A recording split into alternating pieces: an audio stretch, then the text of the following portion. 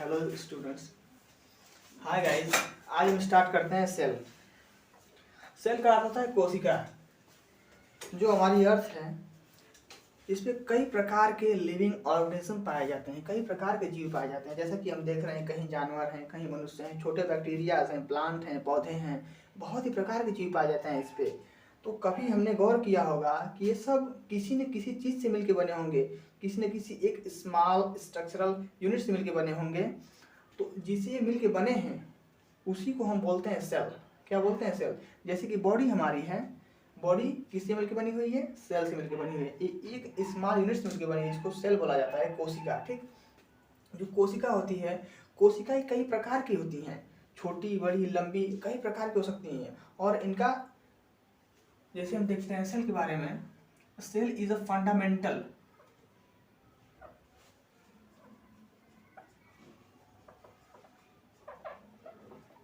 And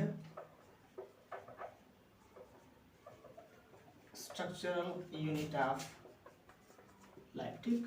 क्या लिखा हुआ है? Cell is a fundamental and structural unit of life. Fundamental का अर्थ ये है कि जो हमारी बॉडी है उसकी सबसे महत्वपूर्ण, जो सूक्ष्म इकाई बोलते हैं, महत्वपूर्ण इकाई सेल होती है। मतलब कि छोटे छोटे, जैसे कोई हम दीवार बनाते हैं तो दीवार में छोटे छोटे ईंट लगा के बनाया जाता है, तो एक एक ईंट को मिला के पूरी दीवार तैयार की जाती है। ऐसे ही एक एक सेल को मिला के हमारा पूरा शरीर तैयार किया गया है। और इस शरीर में लगभग 200 प्रकार से ज़्यादा सेल्स पाई जाती हैं।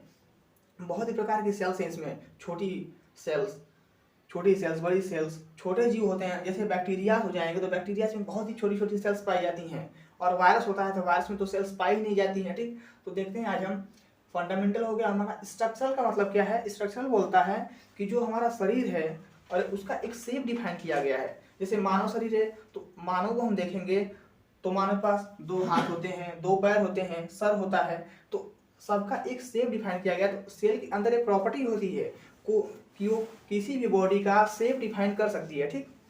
सेल के अंदर एक प्रकार की प्रॉपर्टी पाई जाती है कि वो किसी भी बॉडी का शेप डिफाइन कर सकती है।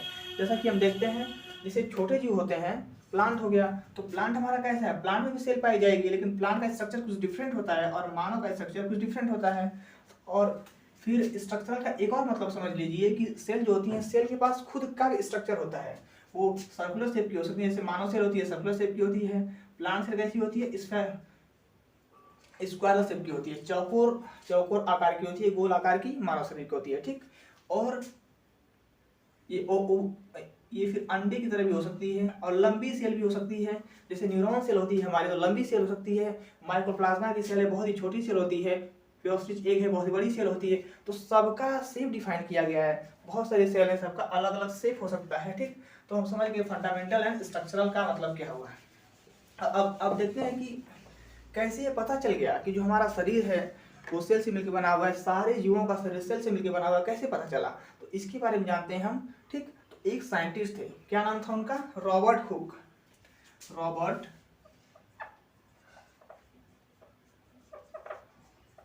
हुक इन 1665। रॉबर्ट हुक ने 1665 में एक पेड़ का छिलका लिया था। छिलका जैसे समझ रहे हैं हम, पेड़ का जब ऊपरी परत निकाल लेते हैं तो उसी को छिलका कहा जाता है, कॉर्क बोलते हैं उसको, कॉर्क। ठीक। छिलका लिया था, तो छिलके को जब उन्होंने, एक पेड़ के छिलके को, कॉर्क को माइक्रोस्कोप से देखा, तो उसमें जैसा कि हम जानते हैं मधुमक्खी का, देखें, छत्ते की तरह एक शेप बना हुआ था, छत्ते की तरह शेप बना हुआ था, उसमें ऐसे बना हुआ था।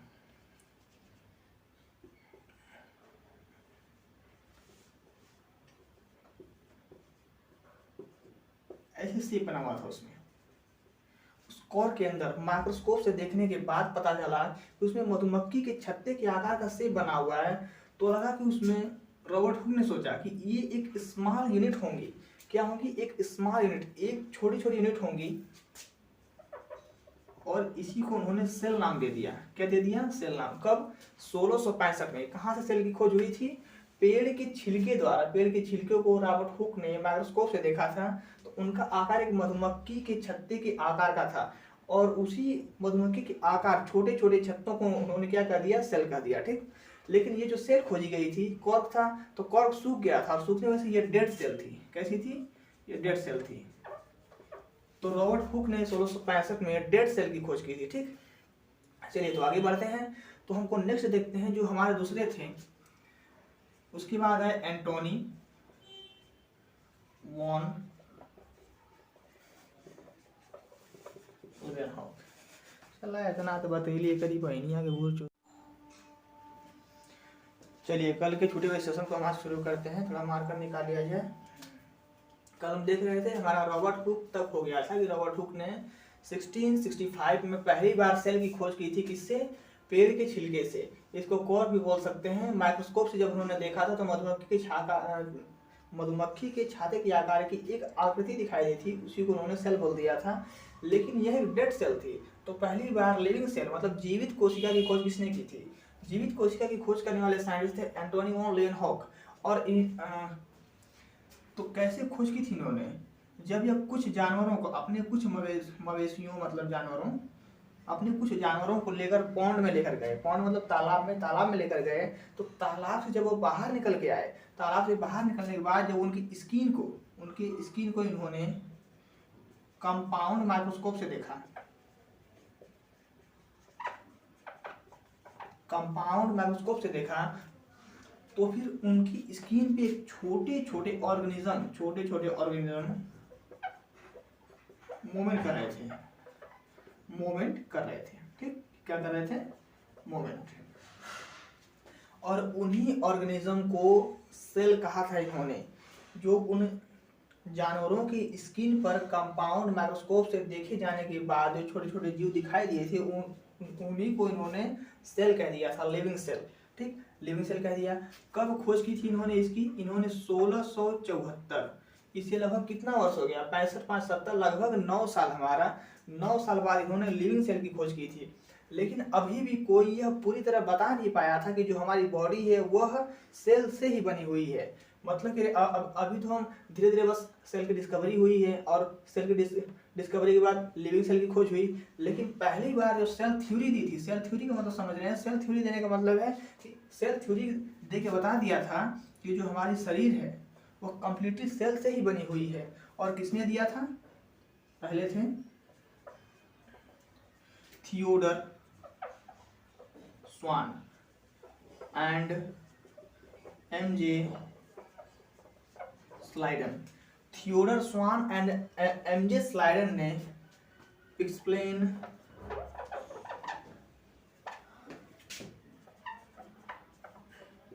About first cell theory. Theodor Schwann and M J Schleiden ने पहली सेल थ्योरी दी थी। इनको हम शॉर्ट में स्वान एंड स्लाइडन भी बोल सकते हैं। क्या बोल सकते हैं? स्वान एंड स्लाइडन ने पहली सेल थ्योरी दी थी। और सेल थ्योरी देकर बताया था इन्होंने, पूरी तरह प्रूव कर दिया था कि जो हमारी बॉडी है या तो किसी भी जीव की बॉडी है वो कोशिका से ही मिलकर बनी हुई, सेल से मिलकर बनी, एक स्मॉलेस्ट यूनिट से। और जैसे कि बताया था कई प्रकार की सेल्स हो सकती हैं। ठीक, तो सेल्स देखते हैं कि कितनी लगभग प्रकार की हो सकती हैं। और सेल्स के बारे में देखते हैं कि सेल छोटी बड़ी कैसी हो सकती है। दुनिया की सबसे बड़ी सेल कौन है? दुनिया की सबसे लंबी सेल, सबसे छोटी सेल। चलिए मिटाते हैं इसको, थोड़ा साइड से लिखना शुरू करते हैं। चलिए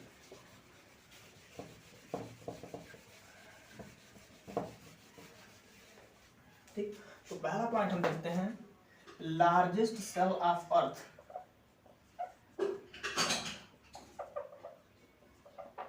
दुनिया की सबसे बड़ी सेल होती है ऑस्ट्रिच एग सेल। शुतुरमुर्ग के अंडे की सेल। शुतुरमुर्ग का जो अंडा होता है उसका अंडा ही लगभग 1.5 से 2 किलो का होता है। समझ रहे हैं ना? 1.5 से 2 किलो का अंडा होता है शुतुरमुर्ग का। इतना बड़ा अंडा होता है। उसके अंदर जो सेल पाई जाती है उसकी लेंथ लगभग 15 to 18 सेंटीमीटर, 15 से 18 सेंटीमीटर उसकी लेंथ होती है शुतुरमुर्ग के अंडे की। शुतुरमुर्ग का जो अंडा होता है उसके वेट का मात्र 2% होता है। उसके वेट का मात्र 2%, मतलब कि शुतुरमुर्ग का वेट लगभग 100 किलो से 120 किलो तक हो सकता है। शुतुरमुर्ग का वेट कितना होता है? 100 किलो से 120 किलो तक। दुनिया का सबसे बड़ा पक्षी है और दुनिया का सबसे भारी पक्षी है। देख रहे हैं ना, 100 किलो मतलब कि 1 क्विंटल वेट हो सकता है इसका, या तो 120 किलो, 120 किलो वेट हो सकता है। लेकिन जो एक कीवी चिड़िया होती है, कौन सी, कीवी, कीवी चिड़िया अपने वेट का 5% वेट का अंडा देती है, मतलब 5% वेट का अंडा देती है। अगर इसका वेट 100 किलो रहेगा तो 5 किलो का अंडा देगी, लेकिन इसका वेट तो 100 किलो नहीं होता है, ये बहुत ही छोटी चिड़िया होती है। मान लीजिए ये बहुत ही छोटी है, लेकिन ये अपने वेट का 5% वेट का देती है अंडा, लेकिन ये मात्र 2% वेट का अंडा देती है। शुतुरमुर्ग 100 से 120 किलो का हो सकता है, ठीक।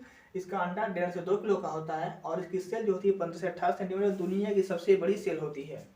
दूसरा देखते हैं स्मॉलेस्ट सेल ऑफ अर्थ।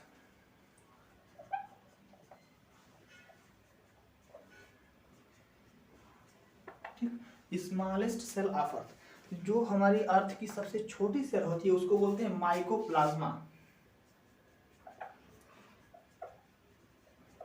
अब जो माइकोप्लाज्मा होता है ये ग्रुप ऑफ सेल्स होती है। क्या होती है? Group of cells. मतलब कि इन सेल्स को पर्टिकुलर सी नहीं की देखा नहीं जा सकता, बहुत ही छोटी सेल्स होती हैं, बैक्टीरिया में पाई जाती हैं, बैक्टीरिया, ठीक। ग्रुप ऑफ सेल्स होती है माइकोप्लाज्मा, ये बहुत ही छोटी सेल होती है माइकोप्लाज्मा। माइकोप्लाज्मा की साइज दुनिया की सबसे छोटी सेल्स में आती हैं। जैसा कि हम देखते हैं रॉबर्ट, पहले हमने बताया था कि रॉबर्ट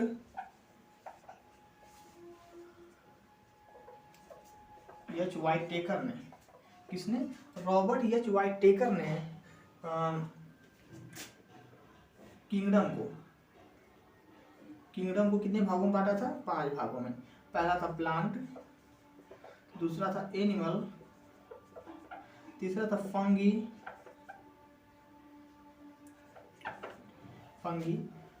और चौथा था हमारा प्रोटिस्टा और पांचवा मोनेरा। ये सभी जीवों को, पृथ्वी पे जितने भी जीव पाए जाते हैं उनको 5 भागों में बांट दिया जाता है। इन्हीं को किंगडम बोला जाता है। पहला है प्लांट किंगडम, दूसरा animal kingdom, fungi kingdom, protista and Monera kingdom, ठीक।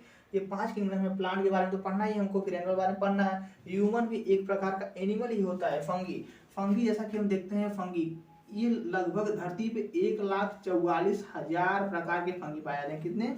1,44,000 प्रकार के फंगी पाए जाते हैं। सबसे बेस्ट एग्जांपल इसका लेंगे आज, जो कि हम खा भी रहे हैं, उसको कुकुरमुत्ता बोला जाता है हिंदी में, मशरूम। क्या होता है? मशरूम हो गया। और मशरूम के बाद ईस्ट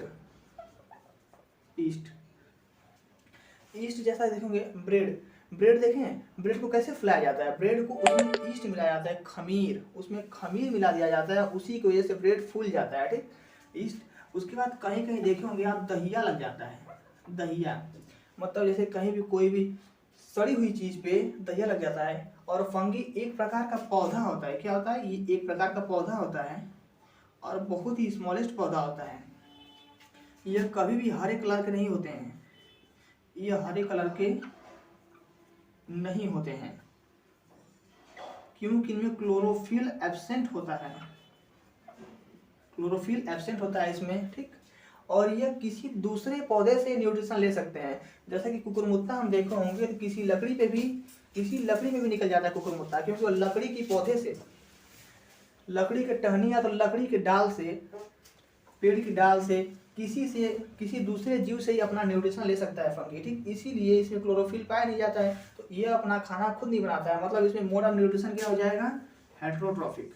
ये दूसरे पे डिपेंडेंट होते हैं, हेट्रोट्रॉफिक। ये अपने न्यूट्रिशन के लिए दूसरे पे डिपेंडेंट होते हैं। पौधा होने के बाद भी यह दूसरे पे डिपेंडेंट होते हैं फंगी, ठीक। फंगी 1,44,000 प्रकार के फंगी पाए जाते हैं। ईस्ट, खमीर होता है, दहिया। मशरूम देख रहे हैं, मशरूम भी एक प्रकार का फंगी है। लगभग बहुत सारे फंगी पाए जाते हैं। अब प्रोटिस्टा क्या होता है? प्रोटिस्टा की कैटेगरी में आता है प्रोटोजोआ। क्या आता है? प्रोटोजोआ। अब प्रोटोजोआ में बहुत सारे जीव आ सकते हैं। इसमें सबसे मेनली हमको पढ़ना है जिसके बारे में, पहला है अमीबा और दूसरा है पैरामीशियम। चलिए हम लिखते हैं इधर इसको, प्रोटोजोआ के बारे में हम यहाँ लिख देते हैं प्रोटोजोआ, ठीक। पहला हमारा अमीबा है। ये सर्वर कब से उतरे रिकॉर्ड?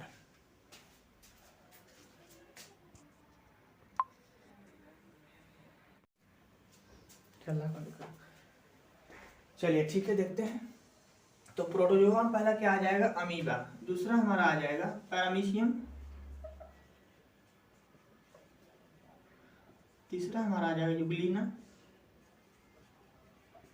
यही तीन हमारे मेनली हैं, इन्हीं तीनों के बारे में मेनली हमको पढ़ना है, अमीबा, पैरामीशियम एंड यूग्लिना। ठीक, देख लेते हैं। तो इसको थोड़ा हम मिटा देते हैं। प्लांट के बारे में हमको मेनली पढ़ना है, लेकिन प्लांट के बारे में डीप में पढ़ेंगे, एनिमल के बारे में डीप में पढ़ेंगे। फंगी के बारे में देख लिए, फंगी के बारे में बस इतना ही देखना था। प्रोटिस्टा के बारे में देख रहे हैं, जिसमें प्रोटोजोआ आ जाता है। प्रोटोजोआ के बाद मोनेरा देख लेंगे। ठीक, चलिए इसको मिटाते हैं, थोड़ा सा इधर मिटा देते हैं इसको, इधर थोड़ी सी जगह में हमारा काम हो जाएगा। इधर ही देख लेते हैं हम इसको। चलिए पहला देख लेते हैं अमीबा। अमीबा तो अभी जस्ट हम जब आगे बढ़ेंगे तो इसके बारे में पढ़ा जाएगा, पैरामीशियम के बारे में भी पढ़ा जाएगा। ठीक, तो अभी हम देख लेते हैं। सबसे मेनली ये दोनों हमारे जो होते हैं, ये तीनों हमारे क्या हैं, एक प्रकार के एनिमल कैटेगरी में आते हैं। किस में आते हैं, एनिमल कैटेगरी में आते हैं, ये प्लांट्स में नहीं आते हैं। और यूग्लिना भी इसी में आता है, लेकिन यूग्लिना एनिमल होते हुए भी इसके पास क्लोरोफिल पाया जाता है और ये अपना खाना खुद बना लेता है। तो इसमें मोड ऑफ न्यूट्रिशन क्या हो जाएगा, इसमें ऑटोट्रॉफिक मोड ऑफ न्यूट्रिशन पाया था ये यूग्लिना। ठीक, चलिए देखते हैं आगे। तो स्मॉलेस्ट सेल क्या हो गई, माइकोप्लाज्मा। मोनेरा के बारे में भी देखना है, अभी आगे आएंगे मोनेरा के बारे में देखेंगे। ठीक, चलिए फिर देखते हैं। ह्यूमन बॉडी में सबसे बिग लार्जेस्ट सेल क्या होती है,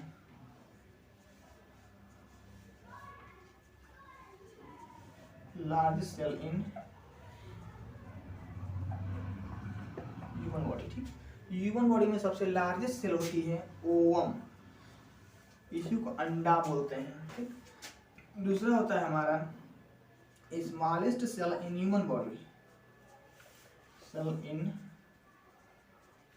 ह्यूमन क्या होता है, स्मॉलेस्ट स्पर्म। ठीक, ओवम, स्पर्म, इन दोनों को जर्म सेल बोलते हैं। क्या बोलते हैं, जर्म सेल, या तो इनको गैमेट भी बोल दिया जाता है। गैमेट का मतलब होता है युग्मक। युग्मक वो होते हैं जिसमें युग्म बनाने की क्षमता हो, मतलब कि अपने जैसा कोई दूसरा जीव बनाने की क्षमता जिसके अंदर होती है, उसी को गैमेट बोला जाता है। जो हमारा शरीर है वो लगभग 99% सोमैटिक सेल से बना हुआ है, सोमैटिक सेल से बना हुआ है, जिसके अंदर कोई भी युग्म बनाने की क्षमता नहीं है। वो अपने जैसा कोई जीव नहीं बना सकता। लेकिन जो हमारे स्पर्म और ओवम होते हैं, ये मात्र 1% पाए जाते हैं, लेकिन इनके अंदर युग्म बनाने की क्षमता होती है।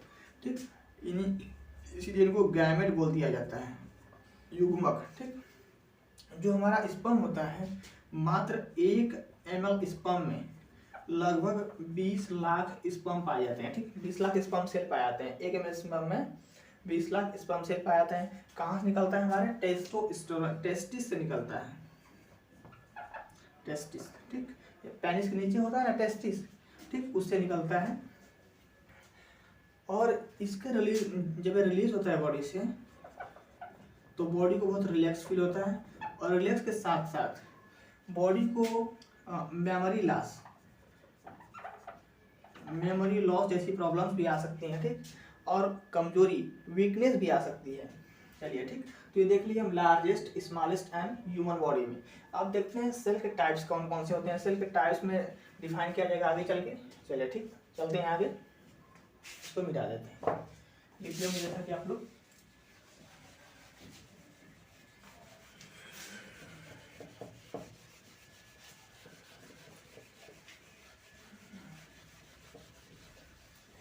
अब जो हमारी सेल्स हैं उसको जीवों को देखते हुए उसको 2 प्रकार में बांट दिया गया है। कितने प्रकार में, 2 प्रकार में उनको बांट दिया गया है। पहली है eukaryotic and second one is prokaryotic cells. ठीक, यूकैरियोटिक एंड प्रोकैरियोटिक। अच्छा, सबसे मेन डिफरेंस क्या होता है यूकैरियोटिक एंड प्रोकैरियोटिक में। यूकैरियोटिक जो होती है वो बड़े जीवों में पाई जाती है। कैसे बड़े, और छोटे में भी पाई जा सकती है। मतलब कि इसमें यूनिसेलुलर प्लस मल्टी सेलुलर दोनों जीव आ सकते हैं। इसमें केवल यूनिसेलुलर जीव आते हैं, ठीक।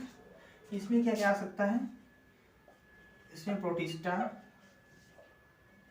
Plus plant plus fungi plus animal, इसमें 4 कैटेगरी आ जाती हैं। और प्रोकैरियोटिक में केवल क्या आता है, इसमें केवल मोनेरा आता है, मोनेरा, ठीक। तीसरा देखते हैं। तीसरा, इसमें जो होता है, अभी हम पढ़ेंगे आगे, सेल के पार्ट्स को क्या बोला जाता है, सेल ऑर्गेनेली बोला जाता है, ऑर्गेनेली, ठीक। इसमें प्रेजेंट होता है, प्रेजेंट, इसमें सेल ऑर्गेनेली एब्सेंट, ठीक। चौथा, DNA found in nucleus and mitochondria. इसमें डीएनए जो होता है, डीएनए के बारे में हम पढ़ेंगे आगे, डीएनए के बारे में बढ़िया से जाना जाएगा। डीएनए क्या होता है, इसका अर्थ होता है डीऑक्सीराइबोस न्यूक्लिक एसिड। ये इसमें न्यूक्लियस और माइटोकॉन्ड्रिया पाया जाता है, लेकिन इसमें कहाँ पाया जाता है, इसमें डीएनए फाउंड इन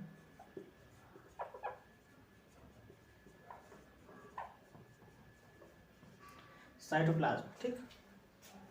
पांचवा, इसमें रिप्रोडक्शन बाय, रिप्रोडक्शन इसमें स्लो होता है, स्लो प्लस फास्ट दोनों हो सकता है। इसमें स्लो भी हो सकता है रिप्रोडक्शन और फास्ट भी हो सकता है, क्योंकि कई प्रकार के जीव इसमें आ जाते हैं, ठीक। इसमें हमेशा फास्ट होता है और इसमें रिप्रोडक्शन बर्डिंग के द्वारा होता है, बर्डिंग या स्प्लिटिंग के द्वारा। इसमें reproduction fertilization plus splitting of cells के द्वारा हो सकता है, स्प्लिटिंग के द्वारा हो सकता है, ठीक। सातवां, इसमें असेक्सुअल प्लस सेक्सुअल दोनों रिप्रोडक्शन पाए जाते हैं, दोनों प्रकार के। इसमें ओनली सेक्सुअल रिप्रोडक्शन पाए जाते हैं, ठीक। चलिए 7 हो गया। 8वां देखते हैं। 8वां, अच्छा ये देख लेते हैं। यह मैक्सिमम केसेस में 99% केसेस में ये हमेशा लार्ज सेल होती है। कैसी होती है, लार्ज। इसका साइज लगभग 10 से 100 माइक्रोमीटर तक हो सकता है, 10 से 100 माइक्रोमीटर तक इसका साइज हो सकता है। लेकिन इसका साइज लेस देन 5 माइक्रोमीटर, इसी को माइक्रो बोलते हैं। चलिए हम लिख देते हैं इसको थोड़ा आसानी से, माइक्रोमीटर, ठीक। चलिए 8 डिफरेंस हो गए। 9वां डिफरेंस देख लेते हैं। जैसे कि हम डिफरेंस देखते ही जा रहे हैं, तो आप लोग को डिफरेंस समझ में नहीं आ रहा होगा अभी, लेकिन समझ में आ जाएगा डिफरेंस की क्या है, सब बता रहे हैं, ठीक। चलिए आगे चलते चलते हमको समझ में आ जाएगा। अच्छा, राइबोसोम के बारे में तो सुने ही नहीं होंगे, लेकिन राइबोसोम के बारे में भी आप लोग को बताया जाएगा, अच्छे से बताया जाएगा क्या होता है राइबोसोम। पहले से थोड़ा सा इसको लिख लीजिए, थोड़ा नोट कर लीजिए। राइबोसोम इसमें कौन सा पाया जाता है, इसमें 18S पाया जाता है। इसमें राइबोसोम 70S, माफ कीजिए 70S पाया जाता है, ठीक। अच्छा, एस का मतलब होता है सेडिमेंट्री कोफिशिएंट, सेडिमेंट्री COEFFENT, ठीक, सेडिमेंट्री कोफिशिएंट, ठीक। ये हमारी यूकैरियोटिक एंड प्रोकैरियोटिक सेल्स हो गई। डिफरेंस भी बता दिए, इसमें क्या क्या आ सकता है, प्रोटिस्टा में बताएंगे क्या क्या आता है, प्लांट, फंगी एंड एनिमल्स। इसमें कल मोनेरा आता है। चलिए अब थोड़ा सा हम प्रोटिस्टा के बारे में देख लेते हैं और फंगी के बारे में देख लेते हैं थोड़ा सा, और मोनेरा के बारे में देख लेते हैं, ठीक। क्योंकि इसमें प्लांट एनिमल के बारे में हमको डीपली पढ़ना है, लेकिन प्रोटिस्टा के बारे में थोड़ा सा हम जान लेते हैं क्या होता है प्रोटिस्टा और मोनेरा क्या होता है। चलिए ठीक, इसको मिटा दें अब। चलिए इसको मिटाते हैं।